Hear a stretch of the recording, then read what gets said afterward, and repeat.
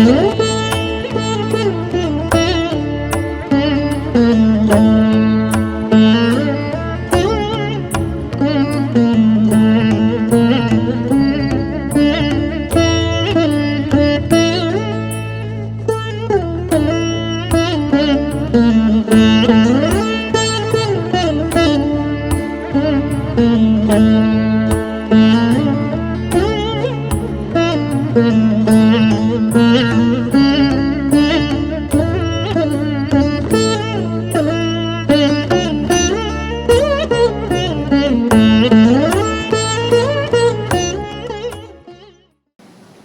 శ్రీమాత్రే నమః.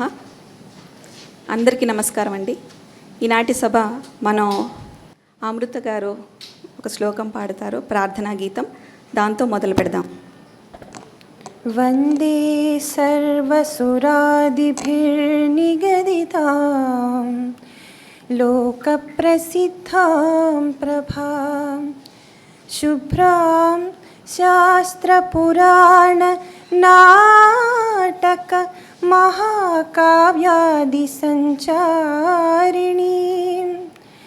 బ్రహ్మాదిత్రిదశైరనిందితగుణైః ఆవేష్టితాం సర్వదా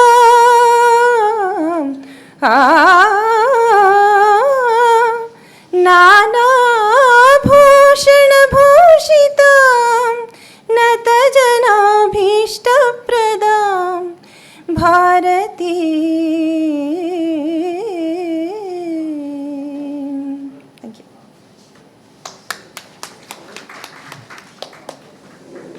ధన్యవాదాలు అమృత గారు. చాలా చక్కటి ప్రారంభం. మీ అందరినీ చూస్తుంటే చాలా ఆనందంగా ఉంది. నా పేరు శ్రేష్ఠ జొన్నలగడ్డ. నేను రాజాగారి పెద్దమ్మాయిని. మా అమ్మ పద్మావతి, మా చెల్లెలు కీర్తన తరఫున మీ అందరికీ స్వాగతం. ఆపాతమధురం 2వ సంపుటి పుస్తకావిష్కరణ సభకి మా ఆహ్వానాన్ని మన్నించి విచ్చేసిన పెద్దలకి, శ్రేయోభిలాషులకి, సంగీత సాహిత్య ప్రియులకి, మా కుటుంబ సభ్యులకి, ఆత్మీయులందరికీ నా హృదయపూర్వక నమస్కారాలండి. ఆపాతమధురం శీర్షిక వార్తాపత్రికలో మొదలై హాసం పత్రిక వరకు కొనసాగింది. ఇది అందరికీ తెలిసిన విషయమే. అయితే 2017వ సంవత్సరంలో ఆపాతమధురం శీర్షికలో వచ్చినవి ఒక 21 సినిమాల నుంచి ఉన్న 108 పాటలతోటి మొదటి సంపుటి విడుదల చేశారు. దాని తర్వాత వరప్రసాద్ రెడ్డి గారు పెద్ద మనసు చేసుకొని ఆయన 2వ సంపుటి నేనే వేస్తాను అని ఆయన చెప్పగా నాన్న వెంటనే మొదలు పెట్టేశారు.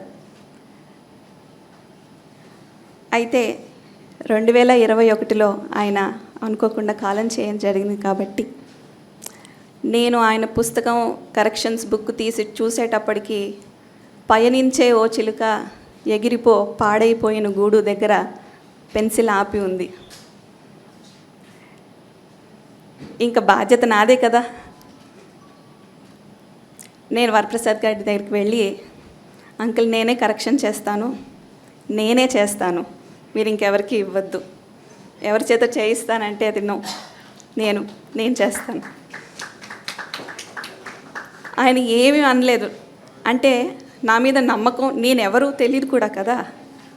కానీ చిన్నప్పటి నుంచి నాన్నతోటి పనిచేస్తూ ఉన్నదాన్ని, నేనే చిన్న అసిస్టెంట్ లాగా అనుకోండి.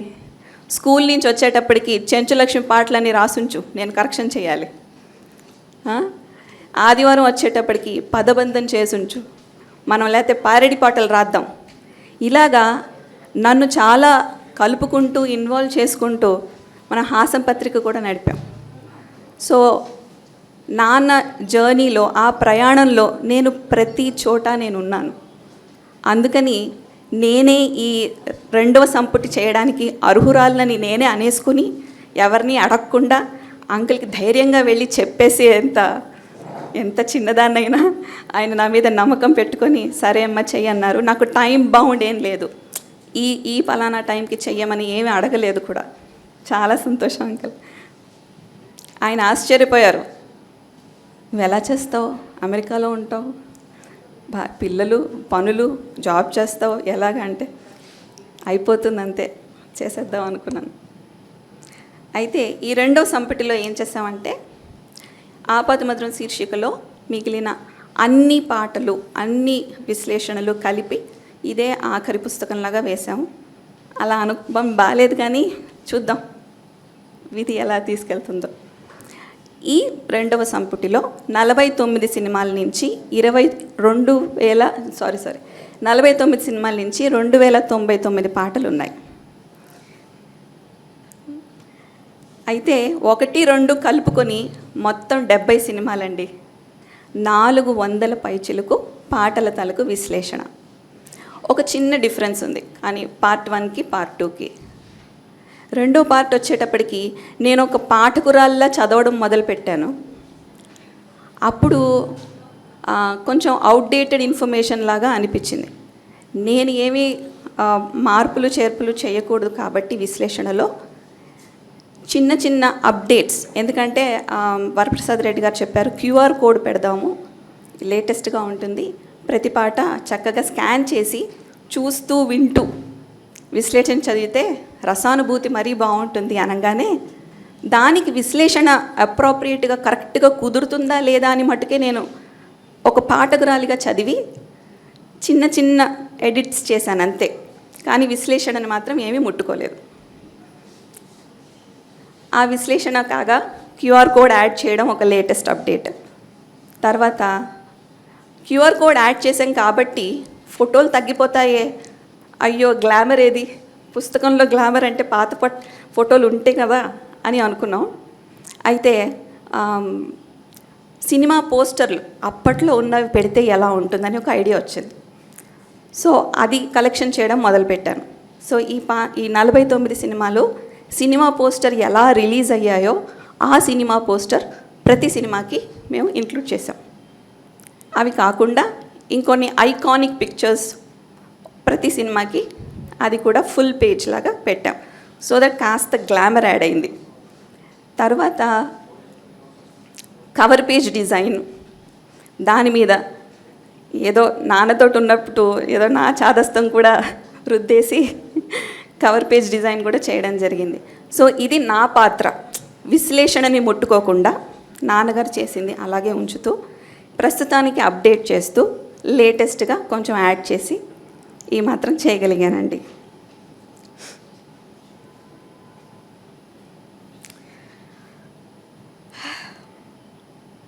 నేనేం వక్తని కాదు, సో మీరందరూ నన్ను క్షమించాలి. నేనేమన్నా ఇంత అనర్గళంగా తెలుగు మాట్లాడడం కూడా చాలా ఏళ్ళు అయిపోయింది. నేను యూఎస్లో ఉంటాను కదా, బట్ ప్రయత్నిస్తున్నాను నా సాధ్యమైనంత వరకు. ఇక ఏమాత్రం ఆలస్యం చేయకుండా మనం సభను మొదలు పెట్టేద్దామండి. ఈ కార్యక్రమానికి సారథులైన అతిథుల్ని మనం వేదిక మీదకి ఆహ్వానించేద్దాం. ముందుగా నేటి పుస్తకావిష్కరణ సభకి అధ్యక్షత వహిస్తున్న కిమ్ సన్షైన్ హాస్పిటల్ అధినేత డాక్టర్ గురువారెడ్డి గారిని సగౌరవంగా వేదిక మీదకి ఆహ్వానిస్తున్నాం. తరువాత నేటి పుస్తకావిష్కరణ కర్త, ఈ పుస్తక ప్రచురణకు ముఖ్య కారకులైన మన హాసం సంపాదకులు, పద్మభూషణ్ పురస్కార గ్రహీత డాక్టర్ వరప్రసాద్ రెడ్డి గారిని సవినయంగా వేదిక మీదకి ఆహ్వానిస్తున్నాం. అయ్యో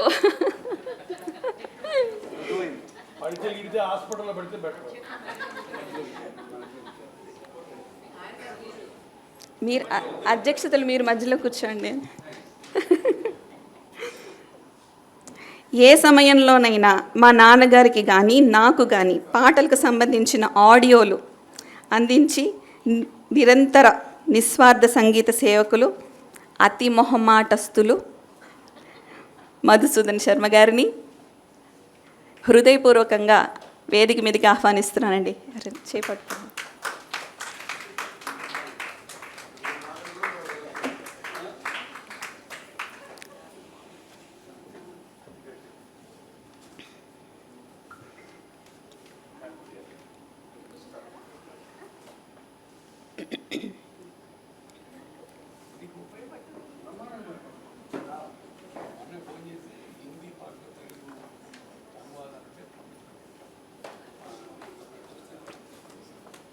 ఈనాటి సభకు విశిష్ట అతిథి మా నాన్నగారికి నాకు కూడా అత్యంత సన్నిహితులైన ప్రముఖ సినీ సంగీత దర్శకులు, బహుముఖ ప్రజ్ఞాశాలి మన ఆర్పి పట్నాయక్ గారిని సాదరంగా వేదిక మీద ఆహ్వానిస్తున్నానండి.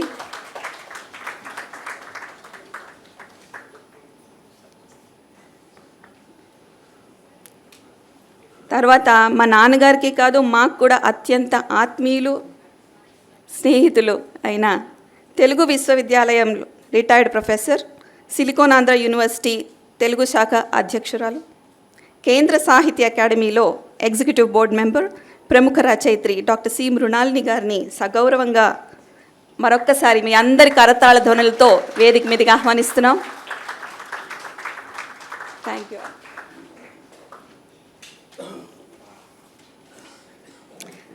అందరికీ మరోసారి మీ కరతాళ ధ్వనులతో స్వాగతం పలుకుదాం. థ్యాంక్ యూ అండి. Thank you. ఒక చిన్న విన్నపం, మీరు మీ మొబైల్ ఫోన్స్ని సైలెంట్లో పెట్టుకుంటే సభకి ఆటంకం కలగకుండా ఉంటుంది. థ్యాంక్ యూ అండి. సో మొదటగా గురువారెడ్డి గారిని సభలు మొదట పెట్టాల్సిందిగా కోరుతున్నాను. ఓవర్ టు గురువారెడ్డి గారు. నాది సైలెంట్ పెట్టుకోవడానికి లేదమ్మా, హాస్పిటల్. ఓకే, మామూలు ఎవరున్నారు తీసుకో. ఓకే,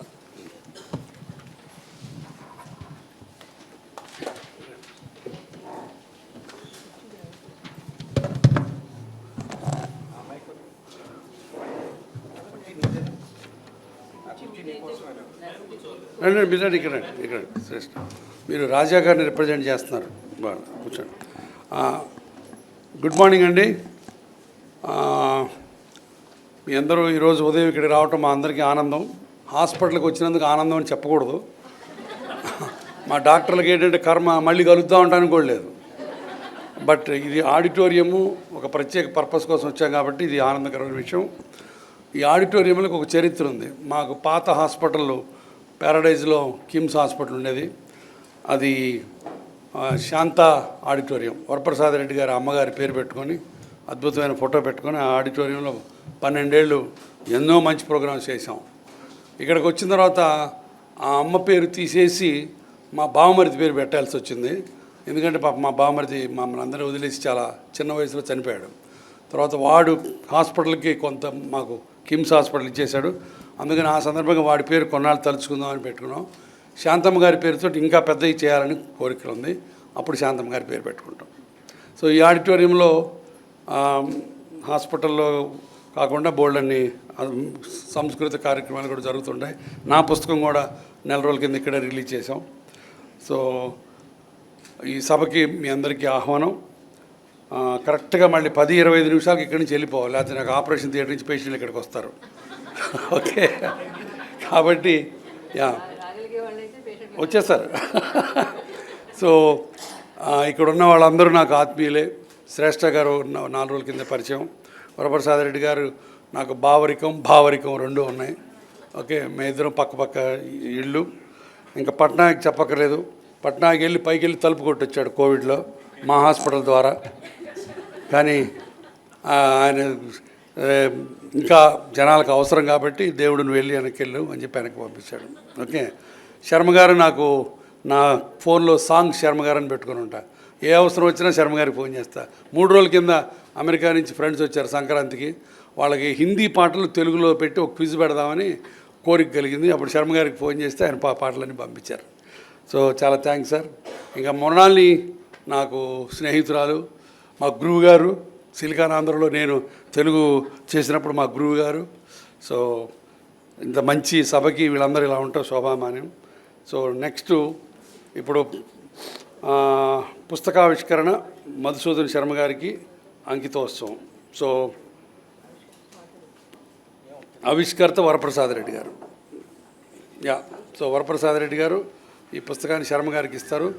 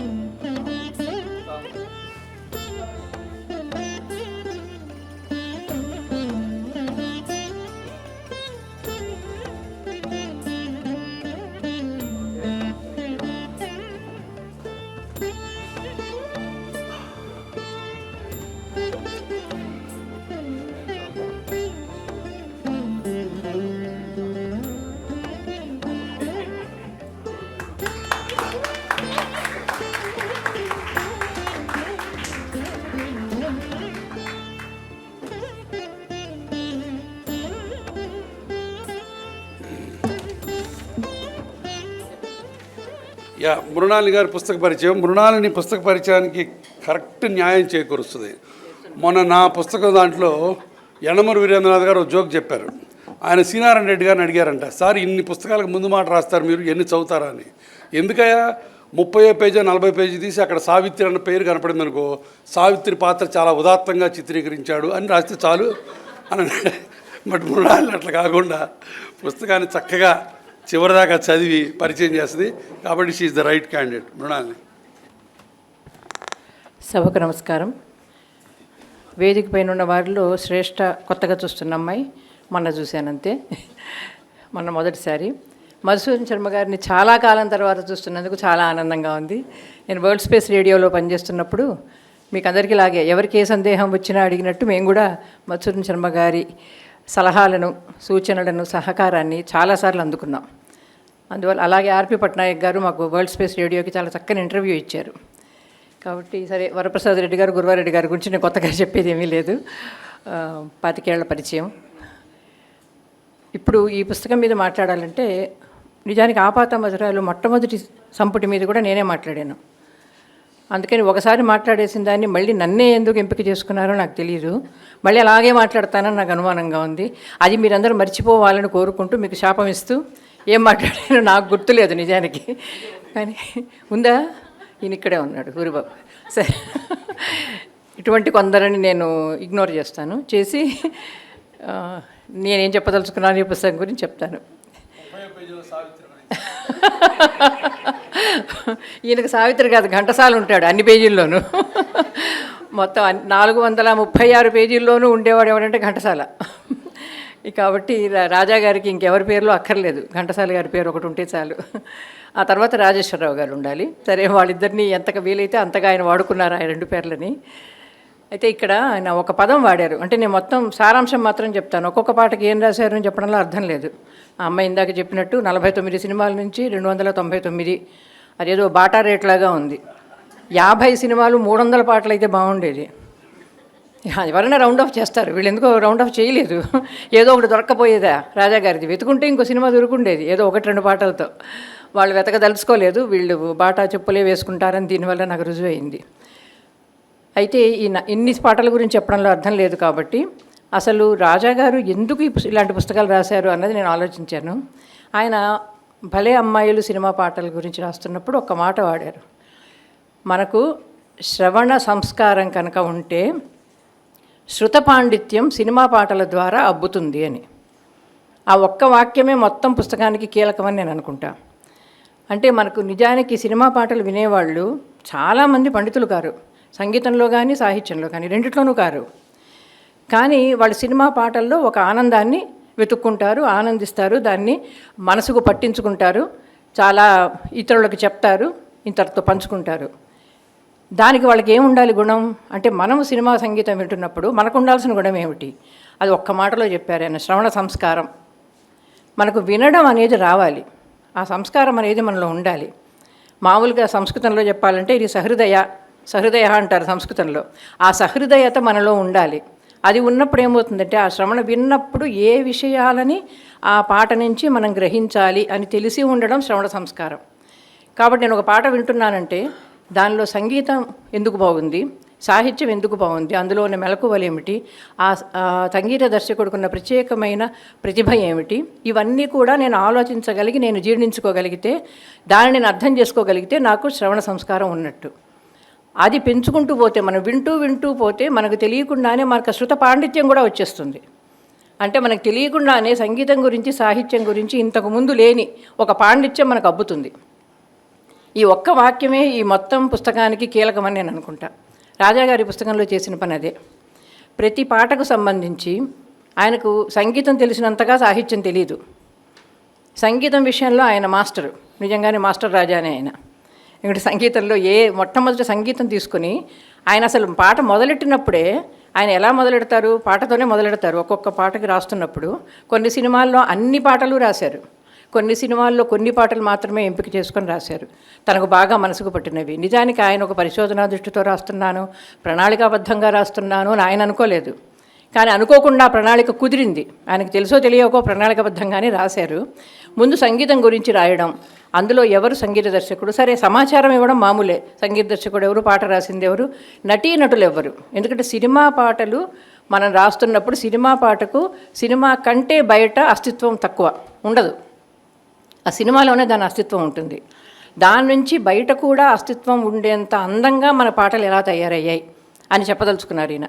ఆ సినిమా లేదు, నేను చూడలేదు, కానీ ఆ పాట నేను ఎంజాయ్ చేస్తున్నాను.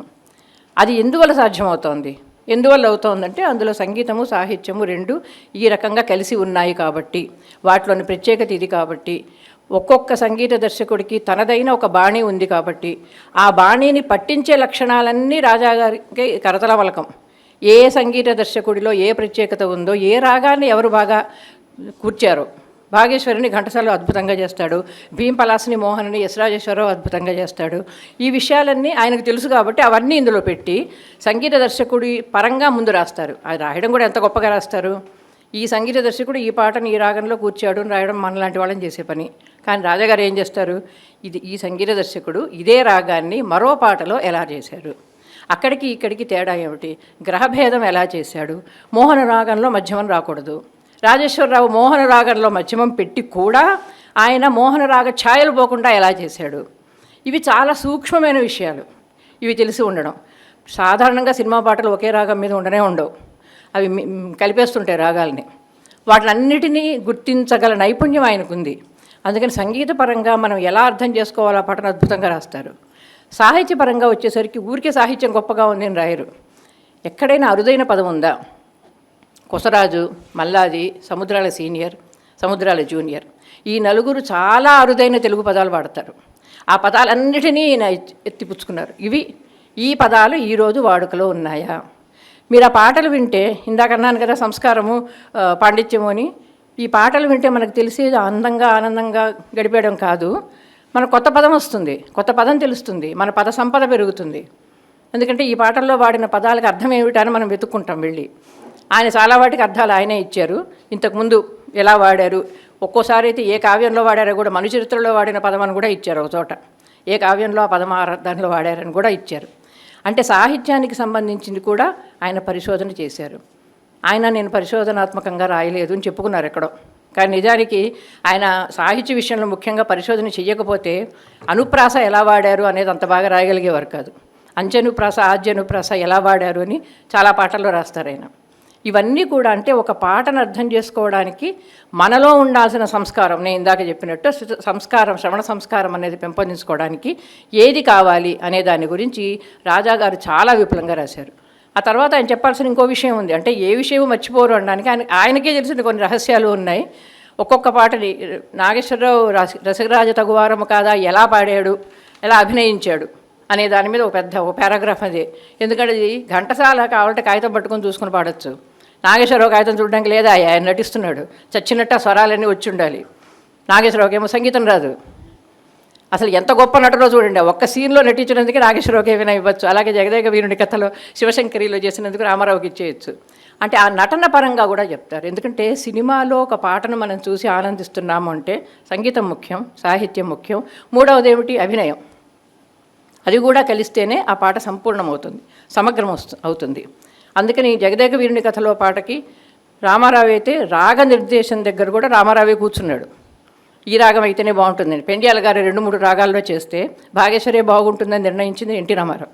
అప్పుడు ఆ రాగంలోనే చేశారు. అట్లాగే నాగేశ్వరరావు రసరాజ తగువారము కాదాలు ఎలా ఇన్వాల్వ్ అయ్యాడు, ఎలా నేర్చుకొని పాడాడు అంటే అభినయం కూడా ఆయన తీసుకొని చెప్తారు. అంటే ఏవేవి ఒక గొప్ప పాటను చేస్తాయి, ఏ లక్షణాలు ఒక పాటను మనం మరిచిపోలేని గీతంగా తీర్చిదిద్దుతాయి అనేది రాజాగారికి చాలా క్షుణ్ణంగా తెలిసిన విషయం. అవన్నీ చెప్పడం మనలాంటి వాళ్ళకి సాధ్యం కాదు. ఒక సంగీత దర్శకుని అడిగితే తన పాట గురించి చెప్పచ్చు, ఒక గీత రచయితని అడిగితే తను రాసిన వాటి గురించి చెప్పచ్చు. కానీ అన్నిటి గురించి ఒక సమగ్రమైన అవగాహన ఉండి, ఇదే రచయిత మల్లాది గారు ఒక సినిమా చిరంజీవుల్లో రాసిన పాట మరొక పాట ఎలా ఉన్నాయి, ఎంత దగ్గరగా ఉంది. నిజానికి తెల్లవార వచ్చే తెలియక నా స్వామి జానపద గీతం మూలాన్ని కూడా ఆయన ఇచ్చారు. అట్లాగే చక్కని దానా చిక్కని దానా ఇంకా అలకైనా ఆ పాటను పట్టుకొని శాంతినివాసంలో పాట అనుకుంటా, అది పట్టుకొని దాని మూలం ఏమిటి, దిల్ దేక దేకో హిందీలో రఫీ పాట. దానికి ఒక ఇంగ్లీష్ మూలం ఉంది, ఆ మూలాన్ని కూడా పట్టుకున్నారు రాజాగారు. అంటే ఆయన ఎంత వెనక్కి వెళ్తారో, ఎంత లోతుగా చూస్తారో ఒక్కొక్క పాటని ఆలోచించుకోండి. ఇలాంటి ఉదాహరణలు నేను చాలా ఇవ్వగలను, నాకు టైం లేదు కాబట్టి ముగిస్తాను. కాబట్టి ఇలాగా ఆయన పాట మీద పరిశోధన నిరంతరం చేసిన వ్యక్తి. ఒక పాటను ఆనందిస్తున్నాను అంటే నేను ఆనందిస్తున్నాను అని అనుకుని మనం ఆనందిస్తూ ఊరుకుంటాం. ఎందుకు ఆనందిస్తున్నాం అనే ప్రశ్న వేసుకున్నారు రాజాగారు. అది వేసుకున్నప్పుడు వచ్చిన పుస్తకమే ఆపాతమధురం. ఎందుకంటే ఈ పాట ఇంత అందంగా రావడానికి ఒక దర్శకుడు, ఒక సంగీత దర్శకుడు, నటుడు, గీత రచయిత, వీళ్ళందరి నిజానికి సినిమాటోగ్రఫర్ దగ్గర కూడా రాస్తారు ఆయన కొన్ని సినిమాలంటే చాలా పార్షియాలిటీ. కొన్ని పాటలను ఆయన రాసిన పద్ధతి చూస్తే కనుక మనం కూడా ఆ పాట వినకపోయినా, ఉదాహరణకి ఇది మందార మకరంద మాధుర్యమున రేలు మధుపంపు ఓవునే మదనములకు, భక్త ప్రహ్లాదలో సుశీల, ఆ పాట మీద ఆయన రాసింది చదవండి, మీరు కూడా కళ్ళనీళ్ళు కరుస్తూ చదువుతుంటారు ఆ పాట గురించి. అంత అద్భుతంగా వర్ణిస్తారు ఆ పాట గురించి. ఆయన రస జగత్తులో పడిపోయి మనల్ని కూడా రస జగత్తులో పడేలా చేస్తారు. ఎవరు? విశ్లేషణ చేస్తూ. మామూలుగా కవి చేస్తాడు ఆ పని, విశ్లేషకుడు చేయుడు. కానీ రాజాగారి రచనలోని ప్రత్యేకత ఏమిటంటే ఆయన విశ్లేషణ కూడా రసవంతంగా చేయగలరు, రసవత్తరంగా చేయగలరు. కాబట్టి ఆ విశ్లేషణ చదివిన తర్వాత నాకు చాలా నచ్చింది వీళ్ళ ఆలోచన. వెంటనే పాట వినడానికి అనుకూలంగా QR కోడ్ పెట్టామన్నారు. నిజంగానే పాట వింటూ ఆయన రాసింది చదువుతూ మనం ఉంటే కనుక మనం మరో లోకంలోకి వెళ్ళిపోయి కొంతసేపు అయినా ఈ లోకాన్ని మర్చిపోతామని, ఈ లోకాన్ని మర్చిపోవాలనిపించే క్షణాలే ఎక్కువ ఉన్నాయి ఈ మధ్యకాలంలో. కాబట్టి దీన్ని మర్చిపోయి ఆ రస జగత్తులో మనము ఉండిపోయి అటువంటి రస జగత్తులో మనకు ప్రవేశాన్ని, ఆ సంస్కారాన్ని మనకు కలిగించిన రాజాగారికి ధన్యవాదాలు చెప్తూ నాకు అవకాశం ఇచ్చినందుకు అందరికీ ధన్యవాదాలు.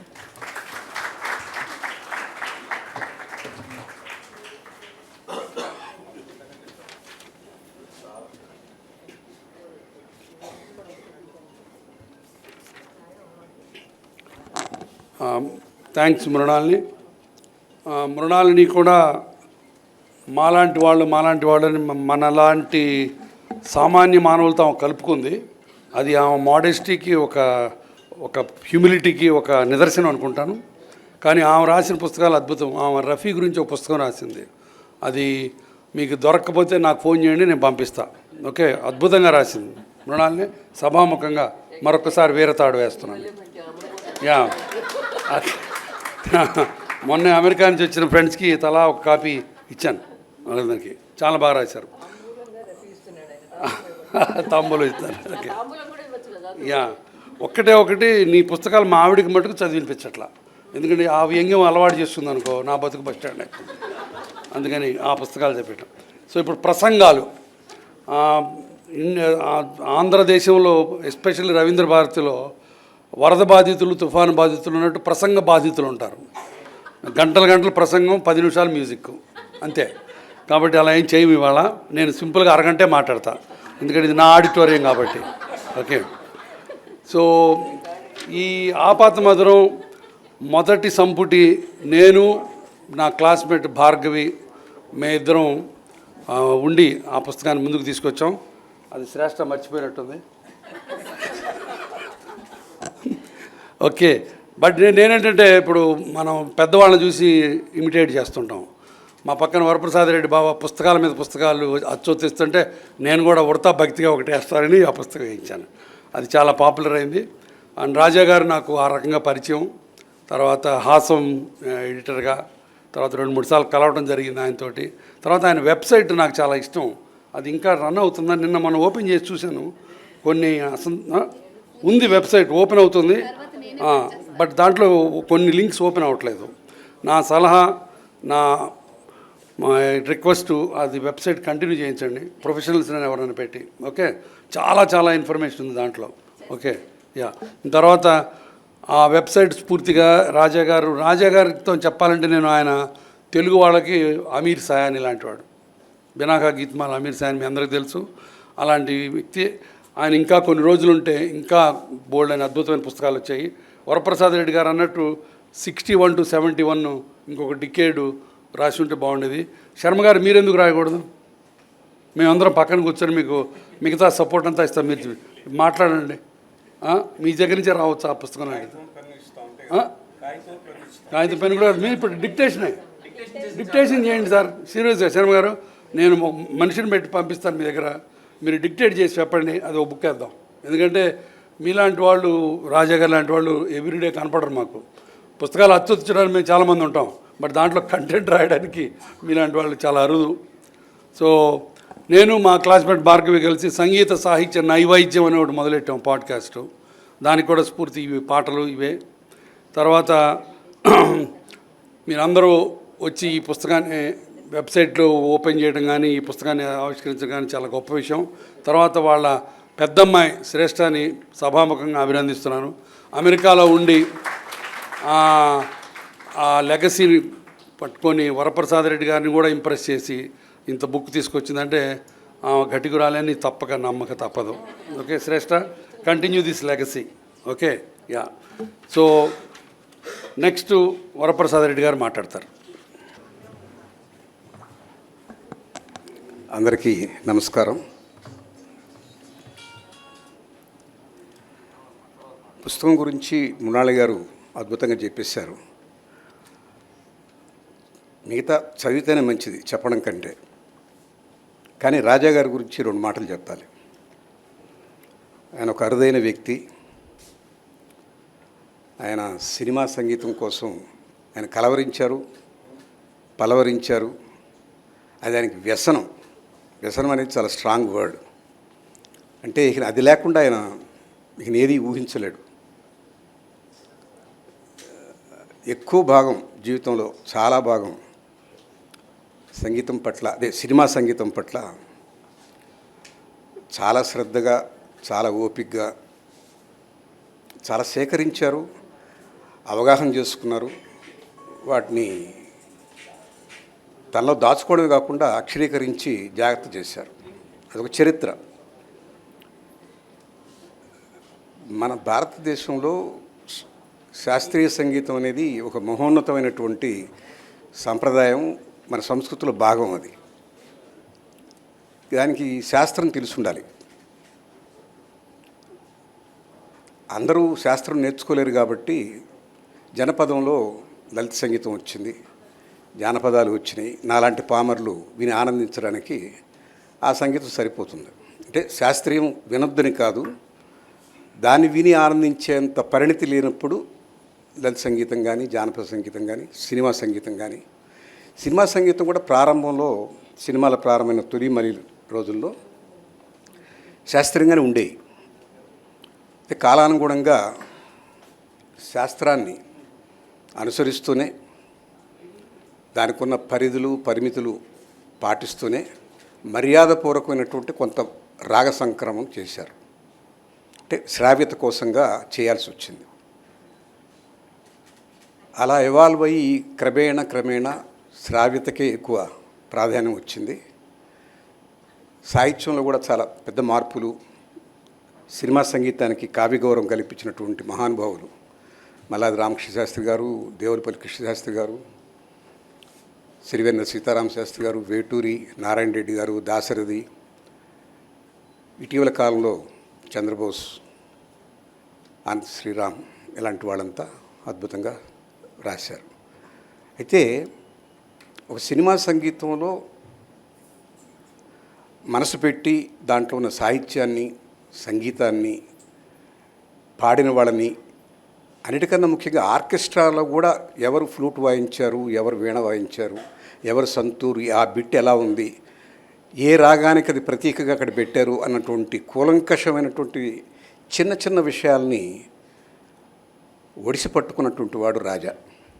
అది ఒక ప్రత్యేకమైనటువంటి ఆయనకున్న talent.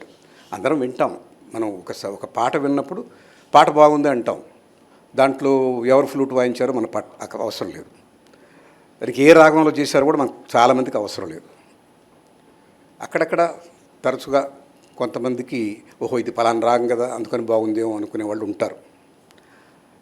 Majority of the people కేవలం పాట బాగుంది అనుకుంటారు.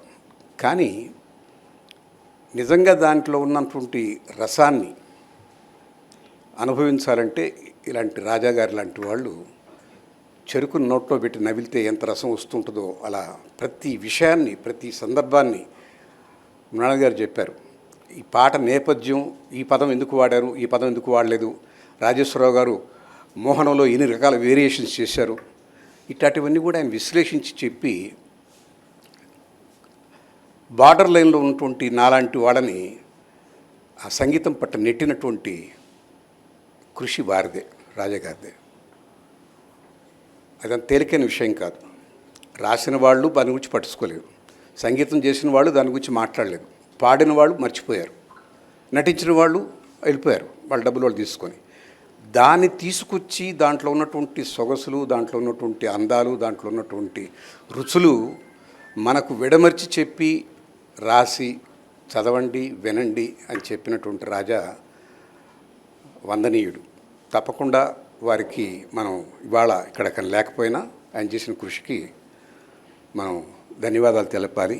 దాన్ని జాగ్రత్త చేసి అక్షరీకరించి పెట్టుకోవాలనుకున్నటువంటి వాళ్ళ అమ్మాయి శ్రేష్ఠకి నా అభినందనలు. ఇందాక గురవారెడ్డి గారు ఒక మాట అన్నారు, శ్రేష్ఠ వరప్రసాద్ గారిని కూడా ఒప్పించి చేసిందని.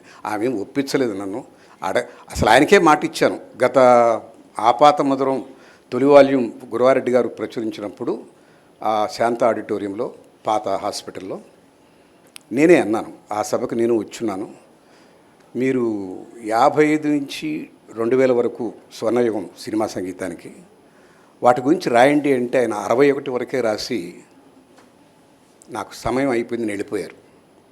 ఆయన కానీ రాసుంటే మనకి ఇంకా ఎన్నో గొప్ప పాటల గురించి ఎంతో విషయం తెలిసేది, ఎంతో మాధుర్యాన్ని మనం కోల్పోయామని నా అభిప్రాయం. ఇప్పుడు ఆ రకంగా రాయగలిగిన వాళ్ళు, ఆ రకమైనటువంటి ప్రతిపత్తి కలిగిన వాళ్ళు వెతుక్కోవాలి. ఇప్పుడు గురువార్ ద్వారా తెలిసింది, శాస్త్రి గారు, శర్మ గారు ఆయన హిందీ పాటల కొరకే పరిమితం, మరి తెలుగు పాటలు అన్నీ. అలాంటి వాళ్ళు పూనుకుంటే తప్ప మళ్ళీ మనం కోల్పోయిన 61 నుంచి 2000 వరకు అంటే, కానీ 2000 మించి ఎవరు రాయకండి. 2000 తర్వాత వద్దు. 2000 తర్వాత యువతరం స్వరం మారింది, తీరు మారింది, పాట మారింది. పాట లేదు, భూతే ఉంది, స్వరాలు లేవు, అపస్వరాలే ఉన్నాయి, కేకలే ఉన్నాయి, శబ్దం ఉంది, సంగీతం లేదు. అలాంటి ఈ ఇనప యుగం 2000 నుంచి 25 వరకు ఎక్కడన్నా ఒకటి పొరపాటున ఒక మంచి పాట వస్తుందేమో, ఎలాంటి డర్టీ పాట కన్నా కూడా ఇవాళ అవార్డులు వస్తున్నాయి. అందువల్ల 2000 నుంచి మాత్రం ఎవరు రాయకండి. ఒకవేళ రాస్తే నన్ను పిలవకండి, నేను రాను, కూర్చోను. నువ్వు రాసినా కూడా రాను, నేను నీ ఆడిటోరియంలో పెట్టినా రాను. రాజా గారు మాకు ఎంబీఎస్ ప్రసాద్ గారి ద్వారా పరిచయం. మేము హాస్యం అని పెట్టాలనుకున్నప్పుడు, హాస్యం ప్లస్ సంగీతం కలిపి హాస్యంగా రూపొందించాలనుకున్నప్పుడు ఎంబీఎస్ ప్రసాద్, సంగీతం గురించి మీకు నాకు ఆసక్తి ఉందే కానీ మనకేం తెలియదు, దాంట్లో మహానిష్ణాతుడు ఉన్నాడు ఒక ఆయన రాజా అని పట్టుకొచ్చారు. ఆయన వార్తలు రాసేవారు, చదివాను వాటిని, చాలా బాగున్నాయి అవి. ఆయన గారు ఉంటే ఈ పేపర్ మనం దానికి మంచి పుష్టి వస్తుంది. సంగీతం 50% కేటాయిస్తే మిగతా హాస్యం నేను, ముళ్ళపూడి రమణ గారు, బాలసుబ్రహ్మణ్యం గారు మేమంతా కంట్రిబ్యూట్ చేస్తాం దానికి అని అన్నారు. ఆ రకంగా నాకు పరిచయం వచ్చారు. నిజానికి హాసం పత్రికకి చాలా పేరు వచ్చిన కారణం రాజా గారు, ఎంబీఎస్ ప్రసాద్ రాసినవి, బాలసుబ్రహ్మణ్యం గారు నిర్వహించినటువంటి పదబంధం, ముళ్ళపూడి గారి అనేక వ్యాసాలు, భరణి గారు కూడా కొన్ని రాశారు హాస్యంగా. బాగా జరిగింది. కానీ దురదృష్టవశాత్తు ఏమైందంటే, అది చెప్పాలి మీకు, నన్ను ప్రతి వేదికలో ప్రతి ఒక్కరూ వాళ్ళ అసంతృప్తి నాకు చెప్తారు. ఎందుకు మీరు హాసం మానేశారు, నాకు కొన్ని మెయిల్స్ కూడా వచ్చేవి, డబ్బుల కోసం అంత ఆలోచిస్తారా మీరు, మేము అనుకోలేదే, డబ్బులు ఖర్చు అయిపోతాయని మీరు మానేశారట. అది నిజం కాదు. నిజానికి ఇప్పటికీ హాసం తరపున పుస్తకాలు వేస్తూనే ఉన్నాం, పక్షపత్రికగా రావట్లేదే. కానీ దానికి కారణం ఏంటంటే రాజాగారే. ఆయన మధ్యలో ఇది స్వయం ప్రతిపత్తి సాధించలేకపోయింది, సస్టైనబిలిటీ లేదు, నేను ఎవరిని అడ్వర్టైజ్మెంట్లు అడగను, ఆయన ఎవరిని అడిగేవారు కాదు, ఆయన ఎవరిని ఏది అడిగేవారు కాదు, ఆయన అనుకున్న పద్ధతిలో ఆయన రాసుకుపోయేవారు అంతే. అది ఒక లక్షణం, మంచి లక్షణం ఇది.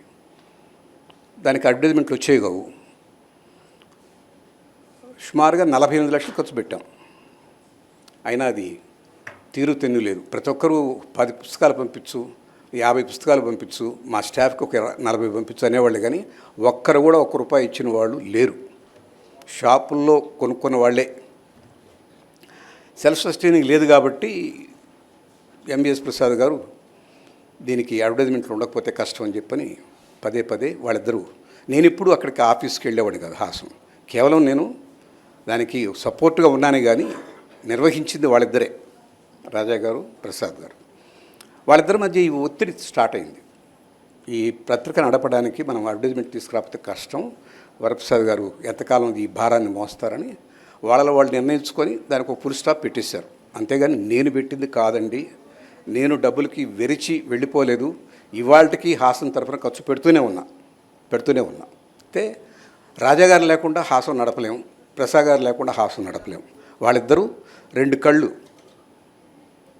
ఎటొచ్చి వాళ్ళ అభిప్రాయాల్లో 2 కళ్ళే మా అమ్మ నా భార్య, కానీ ఒకరినొకరు చూసుకుంటే చాలా వికృతంగా ఉంటుంది. ఈ కన్ను ఒకదాన్ని కూడా చూసుకుంటే నన్ను భరించగలరా మీరు? అలాంటి పరిస్థితి వాళ్ళిద్దరి మధ్య. భావ సారూప్యత లేదు, ఇద్దరూ టాలెంటెడే. ఆయన వరకు ఆయన టాలెంటెడే, ఈయన వరకు ఈయన టాలెంటెడే. నడిపే విధానంలో తేడాలు వచ్చినాయి.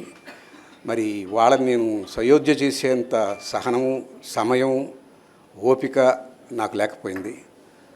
రాజాగారు ఆయన సంగీతము, ఆ పాట, దాని నేపథ్యం, దానికి సంబంధించినటువంటి వాటిలోనే నిమగ్నం అయిపోయిన వారు.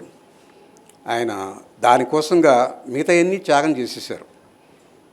ఇది అనవచ్చునా అనకూడదా అని కూడా అనుకోలేదు. మనం 10 మందితో కలిపిపోదామని చెప్పి కూడా అనుకోలేదు.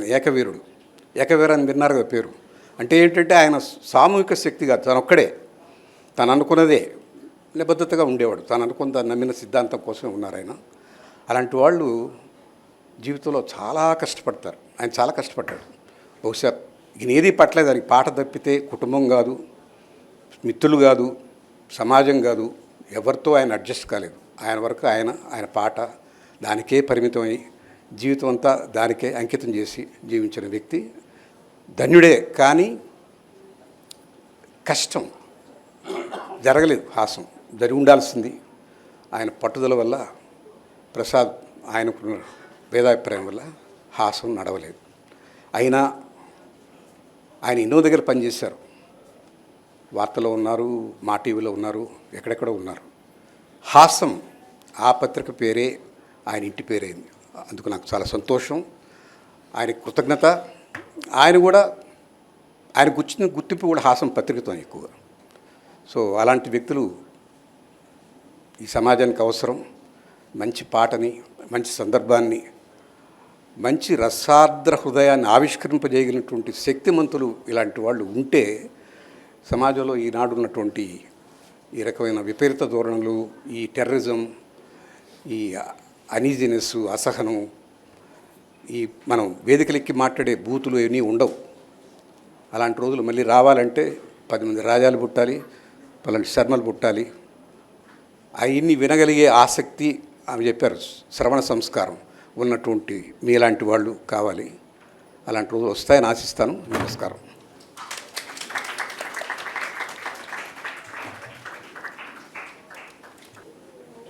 వరప్రసాద్ రెడ్డి గారి అభిమానం తీయగా ఉంటుంది, ఆయన కోపం కారంగా ఉంటుంది.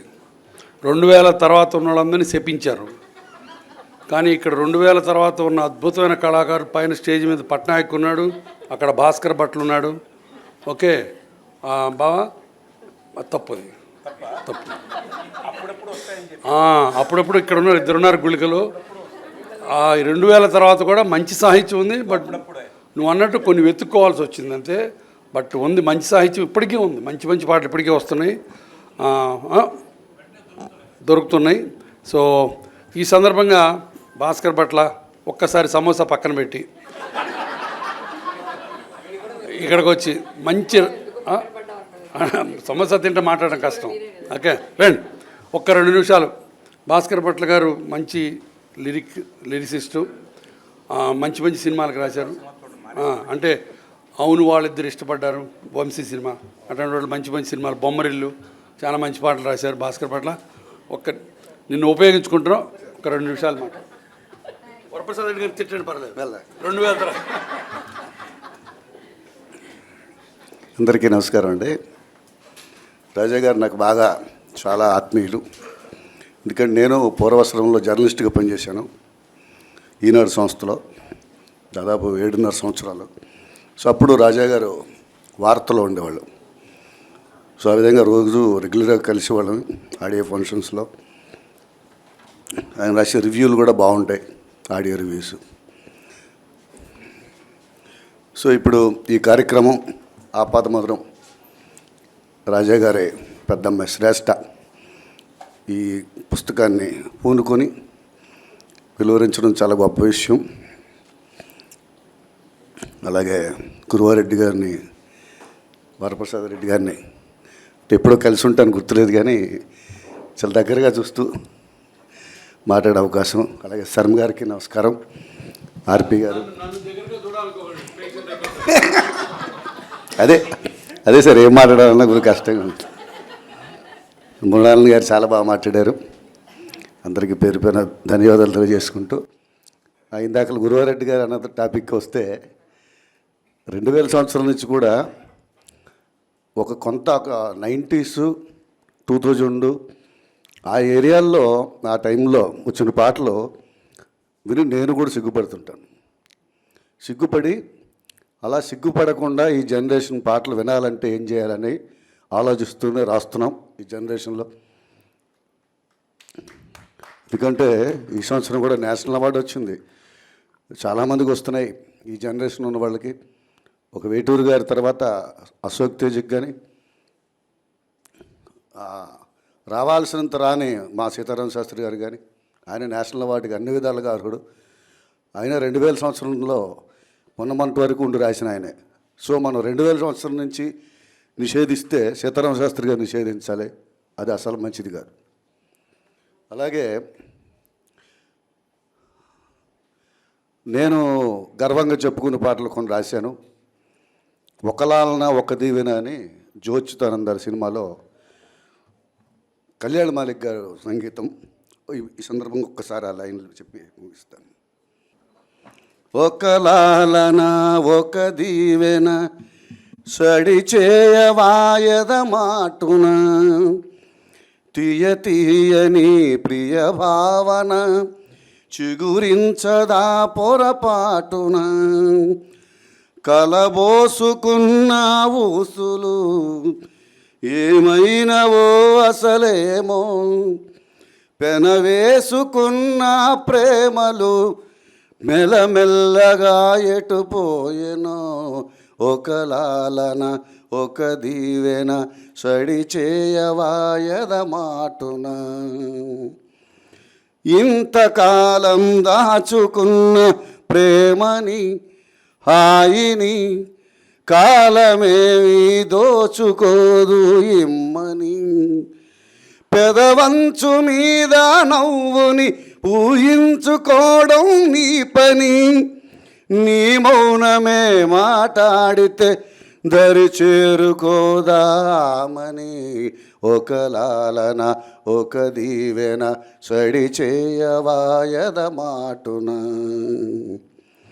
అందనంత దూరమేలే నింగికి నేలకి వాన జల్లే రాయబారం వాటికి మనసుంటే మార్గం ఉండదా ప్రతి మనిషి నీకే చెందడా ఈ బంధమే ఆనందమే నువ్వు మోసుకెళ్ళే సంపద ఒక లాలన ఒక దీవెన సడి చేయవాయద మాటున. ధన్యవాదాలు అందరికీ నమస్కారం తెలియజేసుకుంటూ మహామహులోని వేదిక మీద నన్ను పిలిచి ఆహ్వానించి మాట్లాడించినందుకు గురువారెడ్డి గారికి ప్రత్యేక ధన్యవాదాలు తెలియజేసుకుంటూ సెలవు. శర్మ గారు. దాదాపు ఒక 1 year పైన అయిందండి. శ్రేష్ఠ గారు ఒకసారి ఫోన్ చేసి ఒక పాట మా నాన్నగారు రాశారండి, ఆ పాట అయితే ఆయన కలెక్షన్లో లేదు, నాకు మీ దగ్గర ఉంటే పంపగలరా అని అడిగారు. అంటే ఏ పాటమ్మా అంటే చెప్పారు. చెప్తే ఉందమ్మా నా దగ్గర ఆ పాట అని చెప్పి నేను పంపించాను. తర్వాత ఆ సందర్భంగా నేను అడిగాను అన్నమాట. అప్పుడు ఈ రాజాగారు ఆపాతమదనం 2వ వాల్యూమ్ చేస్తున్నారు కదమ్మా, అది ఏమైంది అని అంటే నేను చేస్తున్నా అంకుల్, అందుకోసమే ఇది అడిగాను అది అని. తర్వాత ఆ పాట పంపించిన తర్వాత కొన్ని ఆమెకు డౌట్స్ వస్తే అడిగారు. అప్పుడప్పుడు ఫోన్లు చేసి అడుగుతుండేవాళ్ళు ఆ డౌట్స్, నేను క్లియర్ చేస్తుండేవాడిని. తర్వాత దాదాపు 3 weeks బ్యాక్ నాకు ఫోన్ చేసి మాట్లాడినప్పుడు, అమ్మ ఏమైంది పుస్తకం అయిందా అంటే, అయిపోయింది ఏంటి అంకుల్, అది ప్రింటింగ్ కూడా అయిపోయింది, ఓపెనింగ్ సెరమనీ రిలీజ్ సెరమనీ కూడా పెట్టుకున్నాము, 21వ తారీఖు నేను హైదరాబాద్ వస్తున్నానని చెప్పారు. మంచిదమ్మా, ముందు వాల్యూమ్ నాకు డెడికేట్ చేశారు, ఈ వాల్యూమ్ అన్నా కనీసం వరప్రసాద్ రెడ్డి గారి కానీ లేకపోతే గురవారెడ్డి గారి కన్నా ఇచ్చావా అంటే, లేదమ్మా లేదండి ఇది కూడా మీకే అన్నారు. అంటే ఏందమ్మా ఇట్లా చేసామంటే, మా నాన్నగారి కంటే మేము చాలా ఇష్టం అండి, అందుకని ఈ పుస్తకం కూడా మీకే ఇస్తున్నామని చెప్పారు. చాలా కష్టపడ్డారు, చెప్పారు ఉద్యోగం చేసుకుంటూ చేస్తున్నా అంకుల్, అందుకని టైం పడుతున్నది, నెమ్మదిగా అవుతున్నది పని అని చాలా సంతోషించాను.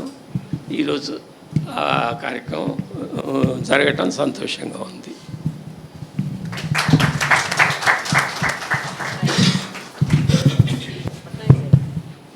పట్నాయక్ రండి. ముందుగా ఈ కార్యక్రమానికి నాంది పలికిన శ్రేష్ఠ గారికి అభినందిస్తున్నాను.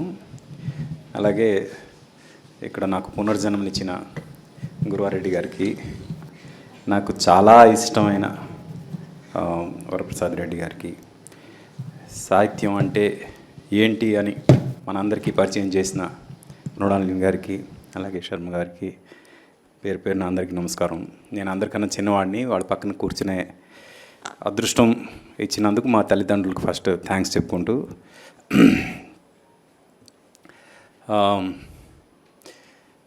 రాజాగారు నాకు చాలా మోసం చేశారు.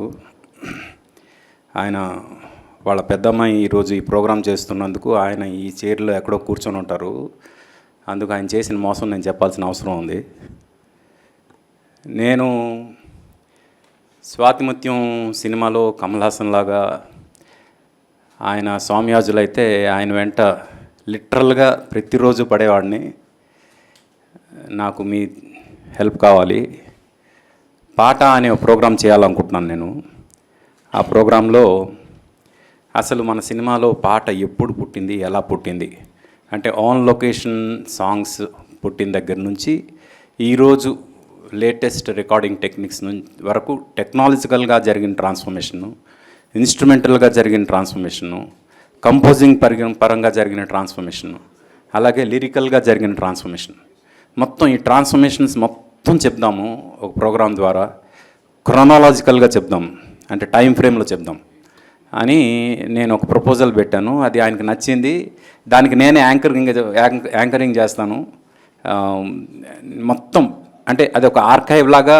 ఇంకా మన తెలుగు పాట గురించి ఎవరైనా ఏమైనా అడిగితే అది అక్కడ దొరకాలి అనేలాగా ఉండాలి. అలా చేద్దాం ప్రోగ్రామ్, ఎంత లెంత్ వచ్చినా పర్వాలేదు అని నేను లిటరల్గా ఆయన వెంటపడ్డాను.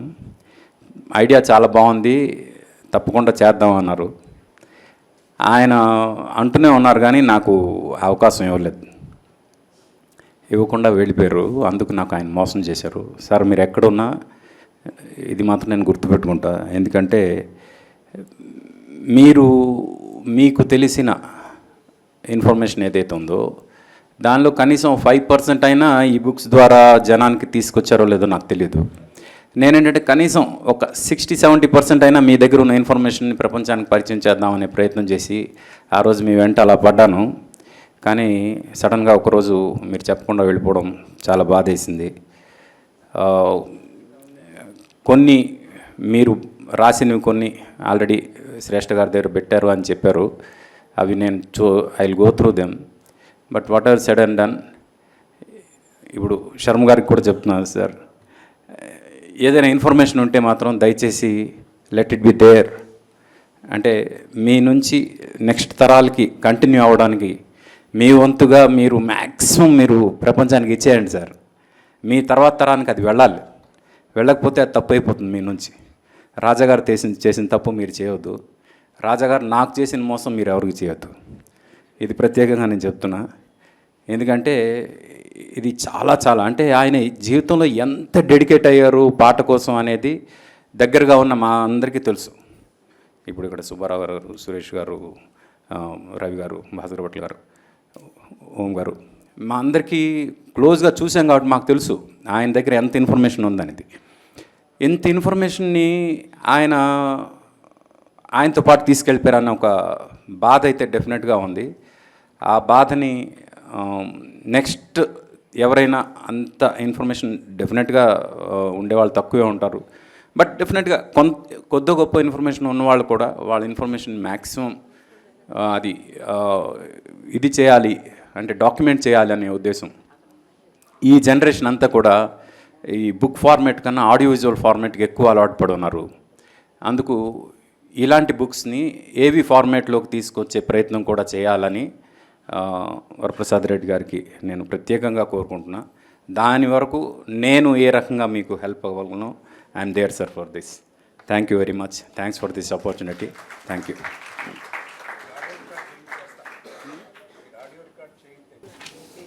పట్నాయక్, మృణాలిని, శర్మ గారు వీళ్ళందరూ ఆ పాటని బతికించాలని, ఆ పాటని ఇంకా ముందుకు తీసుకెళ్లాలని తపన వాళ్ళ ఒకరు. పట్నాయక్ ఈ మధ్య భగవద్గీత కదా పట్నాయక్, భగవద్గీత మంచి ఎపిసోడ్, చాలా బాగా చేసావు. నువ్వు నాకు పంపించారని నేను వినడం జరిగింది. డెఫినెట్గా నువ్వు అన్నట్టు పాట అన్న దాని మీద ఆర్కైవ్ చేస్తుంటే చాలా బాగుండేది. అది ఎంత రాజా గారు ఉండు మీరిద్దరు కాంబినేషన్లో నువ్వు అన్నట్టు ఆ టెక్నాలజికల్ ట్రాన్స్ఫర్మేషను, ఒకప్పుడు 100 మంది కూర్చొని ఒకే చోట వాయించడం, ఇప్పుడు ఎవరికి వాళ్ళు వాయించి సింథసైజ్ చేయడం, అది కూడా ఒక గొప్ప టెక్నాలజికల్ ఇది కదా, చాలా బాగుండేది. బట్ మన అదృష్టం దొరికినంత వరకు దొరకటం. సో దాంతో ప్రసంగాలు అయిపోయినాయి, మా కాలం సమీపించింది. సత్కార కార్యక్రమం జరుగుతోంది.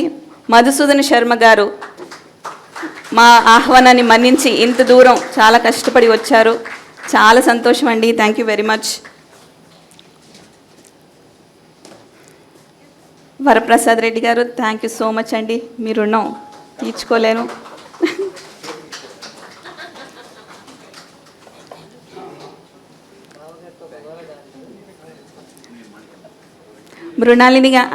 మృణాలి గారికి మా ఆత్మీయ అతిథులు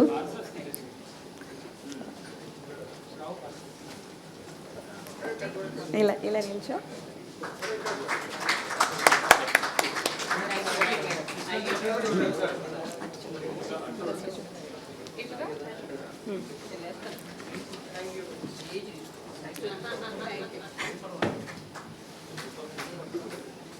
ఆర్పి పట్నాయక్ గారికి చిరు సత్కారం.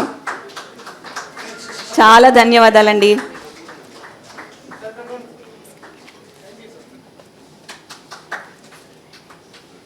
ఈవేళ భాస్కర్ భట్ల గారు ఈవేళ సర్ప్రైజ్గా వారికి వచ్చారు కాబట్టి వాళ్ళకి కూడా ఒక చిరు సత్కారం చేసేద్దాం. చాలా థ్యాంక్స్ అన్నయ్య గారు. మా నాన్నగారు ఊరు శ్రీకాకుళం అతను, సో నాకు ఇంకొక స్పెషల్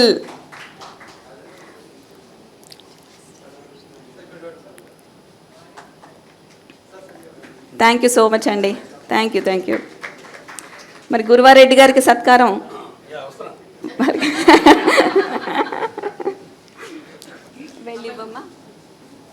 మా అమ్మ యుక్త, మా చెల్లెలు కీర్తన చిరు సత్కారం చేస్తారు. సభాధ్యక్షత వహించిన ఇంత చక్కగా చేసిన గురువారెడ్డి గారికి చాలా థ్యాంక్స్ అమ్మా. వరప్రసాద్ రెడ్డి గారికి కూడా నమస్కారం చేసుకోండి. థ్యాంక్ యూ సో మచ్ అండి. మా అమ్మాయిని ఆశీర్వదించండి. థ్యాంక్ యూ అండి. థ్యాంక్ యూ సో మచ్ అండి. ఆఖరిగా మా నాన్నగారితో పనిచేసిన వాళ్ళకి నన్ను ప్రోత్సహించినందుకు, మా ఆహ్వానాన్ని మన్నించి మీరందరూ ఇక్కడ విచ్చేసినందుకు, నా కుటుంబ సభ్యులకి, శ్రేయోభిలాషులకి, సన్నిహితులకి, నా టీం, నా 5 టీం, నవీన్ ఉంటే పని అయిపోతుంది అంతే. నవీన్ ఉంటే చాలు. నేను ఎక్కువ మాట్లాడితే దిష్టి తగులుతుందేమో, సో నేను చెప్పను. నవీన్తో పనిచేసిన వాళ్ళందరికీ తెలుసు. Thank you Naveen, wherever you are. Parvathi గారు నా చాదస్తాన్ని చాలా భరించారు. విజయవాడ నుంచి వచ్చారు కేవలం ఈ ప్రోగ్రామ్ని అటెండ్ అవ్వడం కోసం. మా నాన్నగారి అభిమానంతో 15 ఏళ్లుగా నాన్నగారు చేసిన ప్రతిదీ కూడా డిజిటైజ్డ్గా DTP చేసి కౌముదికి ఇవ్వడం కానీ, హాసంలో రాయడం కానీ, వీటన్నిటికీ కూడా పార్వతి గారు వేశారు. చాలా చాలా థ్యాంక్ యూ అండి. Thank you so much. Rajesh గారు ఎక్కడున్నారు? రాజేష్ గారికి ప్రత్యేకమైన ధన్యవాదాలు. ఎందుకంటే నేను ఆ కవర్ పేజీ డిజైన్ అది అనుకున్నప్పుడు నేను నిజంగా హిరణ్యకశిపుని వరాల్లాగా అడిగాను. సన్సెట్ కావాలి, డే కాదు, నైట్ కాదు, సన్ ఉండకూడదు, డిజైన్ మధ్యలో వస్తుంది, నాకు గ్రాఫిక్లా ఉండకూడదు, నిజంగా ఫోటోలా ఉండాలి. అయిన చాలా చాలా ముప్పతిప్పలు పెట్టేశాను. నన్ను భరించినందుకు ధన్యవాదాలండి. నాకు బాస్టన్లోని శ్రీకాంత్ గోమటం గారు, బద్రీనాథ్ విస్సాప్రగడ గారు చాలా ప్రోత్సాహాన్ని ఇచ్చారు, చాలా హెల్ప్ చేశారు.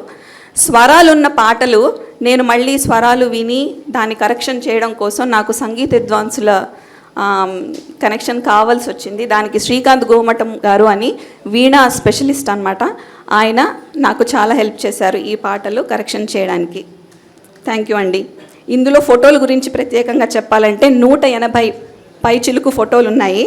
సంజయ్ కిషోర్ గారు ఒక 10% చేస్తే మిగిలిన 90% పైన దానికి ఇంకొక 500 రెట్లు మాకు ఫోటోలు ఇచ్చి నీ ఇష్టం వచ్చింది తీసుకో అని ఇచ్చిన రమేష్ పంచకర్ల గారికి ఎంత చెప్పినా తక్కువే. ధన్యవాదాలు. ఎందుకంటే మంచి AI టూల్స్ యూస్ చేసి అన్ని ఫొటోస్ని డిజిటలీ ఎన్హాన్స్ చేసి చాలా క్లారిటీతో ఉన్న పాత ఫొటోస్ని నాకు అందించారు. మీరు పుస్తకం చూసి దాని ఇన్లే లోపల ఇన్నర్ కవర్లో ఉన్న ఫొటోస్ చూడండి, వెనకాల ఉన్న ఫొటోస్ చూడండి, మీకు చాలా అర్థమవుతుంది. అమృత మహాభాష్యం గారు, చిత్తరంజన్ గారు అమ్మాయి ఇక్కడ ఉన్నారండి, వాళ్ళ నాన్నగారి ఫొటోస్ నాకు ఇచ్చారు. నాకు వీణా గాయత్రి గారు, అశ్వత్థామ గారి ఫొటోస్ నాకు ఇచ్చారు. వీళ్ళందరి contribution is amazing for this one. Jeedigunta Vijayasarathi గారు నిజంగా తీసిన సన్సెట్ పిక్చర్ ఫ్లోరిడా నుంచి ఆయన నాకు పంపించారు. అదే ఈ కవర్ పేజ్ సన్సెట్ పిక్చర్. ఇవన్నీ కాకుండా మా గోపి చిన్నాన్న అంటాను, మంగు రాజగోపాల్ గారు, నేను చాలా మిస్ అవుతున్నాను. రాజగోపాల్ గారు నాన్నగారు మా ఆరోగ్యం బాగాలేక వైజాగ్లోనే ఉన్నారు. మా శ్రీనివాస్ చిన్నాన్న. సో ఆయన ఒక ఎడిటర్ కళ్ళతో చూసి మళ్ళీ బోల్డ్ తప్పులు ఉన్నాయమ్మా, ఇవన్నీ కరెక్షన్ చేసుకొని ఇలా వెంటనే పంపించగానే ఆయన పంపించారు. సో వీళ్ళందరూ లేకపోతే నేను ఈ పని చేసేదాన్ని కాదు. నేను జస్ట్ నిమిత్త మాత్రం నేను చేస్తాను అని అనుకున్నాను. చేయించిన వాళ్ళందరూ వీళ్ళందరూ చేయించారు. నేనేమి చేయలేదు, నేను జస్ట్ కోఆర్డినేట్ చేసి ఒక ముందుకు తీసుకొచ్చానంతే. వీళ్ళందరూ కాకుండా నేను ఎలా చేశానో అని అనుకుంటే, we can't add days to life, but I added life to my days. అది it happened only because of my life partner, మా ఆయన చక్రవర్తి. నా పిల్లలు ఎంత సహకారం అంటే, మా చిన్నోడు నేను లేకపోతే పడుకోడు. అయితే రాత్రి నాతో కూర్చొని ఇన్ని పాటలు విని 200-300 పాటలు వాడు కూడా నా ఒళ్ళో కూర్చొని విన్నాడు. ఏమో ఫ్యూచర్లో ఏమవుతుందో తెలియదు, కానీ పడింది, సీడ్స్ పడ్డాయి. దానికి ఈ అవకాశం దొరికినందుకు కానీ నేను అదృష్టంగా భావిస్తున్నానండి. ఇవన్నీ కాకుండా నా ఎక్స్టెండెడ్ ఫ్యామిలీ వాళ్ళందరి సపోర్ట్ లేకపోతే మేము మారల్గా ఇంత దూరం వచ్చి ఇంత ధైర్యంగా మాట్లాడగలిగేదాన్ని కూడా కాదు. నేను వక్తని కాదు, బట్ ఏంటో ఎలా మాట్లాడుతున్నానో నాకే తెలియట్లేదు. ఇదంతా జరుగుతోంది ఇలాగా. మా అమ్మ చివరిగా మొదటగా చెప్పాల్సింది అమ్మ. మా నాన్నని సపోర్ట్ చేసింది కాబట్టి ఇక్కడ దాకా వచ్చాం, అంతే. చాలా సంతోషం అండి. Thank you very much for this amazing opportunity and believing in me. మీరు చెప్పినట్టు నేను ఫ్యూచర్లో వెబ్సైట్ కూడా నేను కంటిన్యూ చేసి దాన్ని ఇంకా ఒక ఆర్కైవ్ లాగా తప్పకుండా చేస్తాను. ఇది నా promise. Thank you very much. Thank you.